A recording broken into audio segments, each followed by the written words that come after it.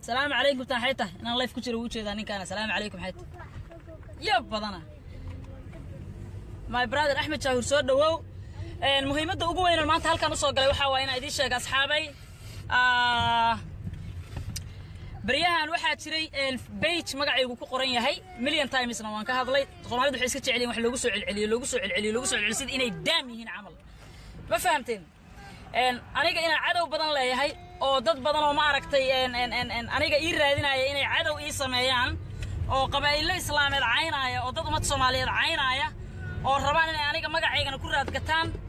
أو أنا جا ربنا إنا إيكريت جريان عدو ترى بدن يا ترى وقتهن مليون تايمز أنا كهذا لي لاست يير دوحي أنك قيلنا يوم لا بيجت بدن باكرة أو أنا جا ما عرفت لا يقوم عرفتي إيش دبعتين أيو برياضة مقل ما ترى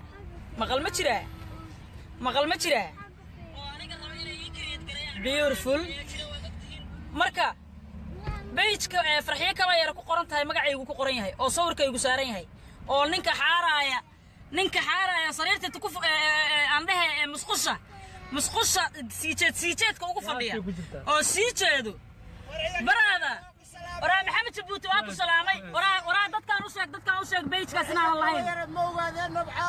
weyn la dhashaan joojiyo waxa wadaan thank you brother محمد جبوتي halkaasi ka salaamay my brother oo dhinacayga maraya wax midin sheega beejka ninka musqusha ku sii jeedo odayga musqusha inta koray labada lugood saartay sii jeestay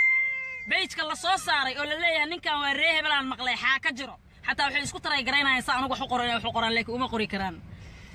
beejkaas million times ayaga oo ma aragtay waliba kaas kaliya ma ahan million isa jirta wixii la rabo lagu soo qoro war anigu qoraal ma isticmaalo xataa aniga qoraal ma isticmaalo aniga waa hadlaa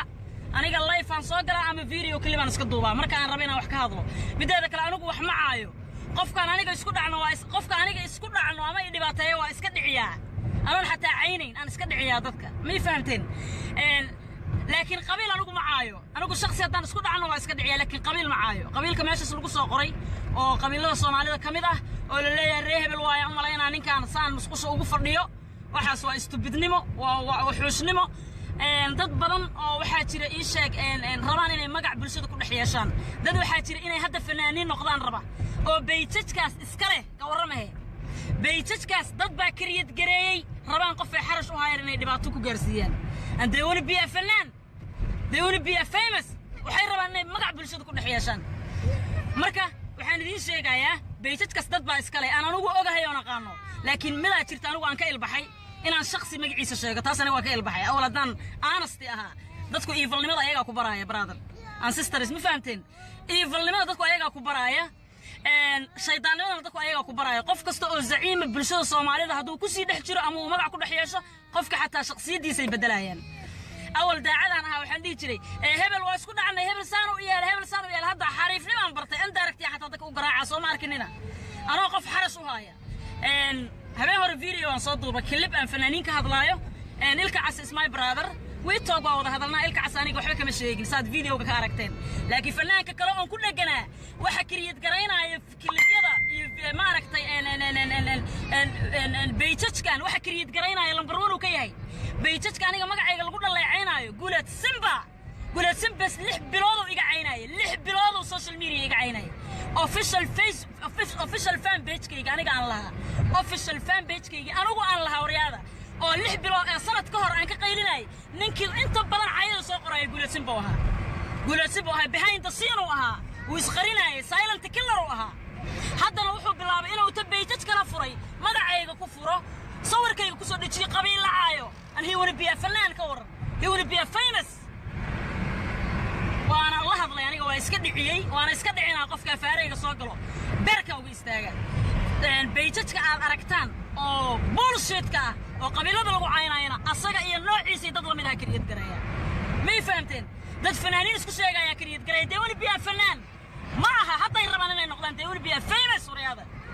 marka aniga hadaad aragtaan qof aan ka laalaado oo aan iska dhicinayo ama aan dhulka ku jiidayo ama aan suxun ula hadlaayo qofka suxbaan naga dhaxeeya xarashaan naga dhaxeeyo ilka casamaan caayo ilka casamaan u gafo guulad simba laakiin baraada jaanisaan kugu helo waana ka aarsaday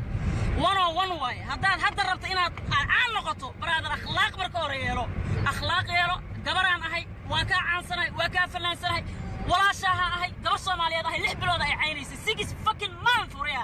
6 months ay caynaysay aad ilmahayga iyo cirdigayga iyo sharafkayga officialkayga taad aniga iska kay dhigtaad waxaad doontaa soo qori jirtay beejajka hadda lagu caaytamayo qabiilada lagu caynaya adaa kariyad gareeyay waxa beej adduunka jirna adaa kariyad gareeyay marka hadda waxaan waad naga badisaayo intaas soo sanaa turki u fadhiday brother odan amal kala lahayn oo guri kula dhixirnayd inaad beejaj kariyad garayso marka dadkaas iska ilaaliya dadka magacooda dadka inay dhaamaan rabo iska ilaaliya haddaad aragtaan qoraal aniga haddaad muuqaalkayga aragtaan aniga haddaad codkayga aragtaan waa ijaaj garayn kartaan